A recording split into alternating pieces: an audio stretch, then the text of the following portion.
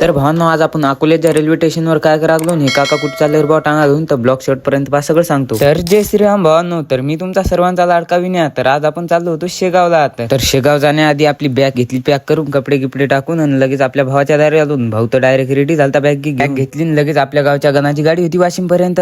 लगेच बसलो गाडीत आणि लगेच निघालो वाशिमले आलो. लगेच गाडीतून उतरलो, आपल्या मित्राला घेतलं, लगेच रेल्वे स्टेशनवर निघालो पैदल. लगेच आपल्या वाशिमच्या रेल्वे स्टेशनवर आलो की काका काहीतरी काय घेऊन बसले होते, रेल्वेचीच वाट पाहत होते. लगेच आम्ही इकडे आलो, तिकीट घेतले काढून रेल्वेचे. लगेच रेल्वे आली, रेल्वेत बसलो, लगेच निघालो आपल्या शेगाव जाण्यासाठी. आणि तुम्ही इकडलं वातावरण बघू शकता, एकदम क्वालिटी आणि क्वांटिटी वातावरण आहे भाऊ. इकडलं नांदच नाही करायचं. इकडे पाहतोत काय, हा तर डायरेक्ट रेल्वेत बसून रेल्वेतलाच गेम खेळत जाय रे बा. कैसे लोक रहते यार.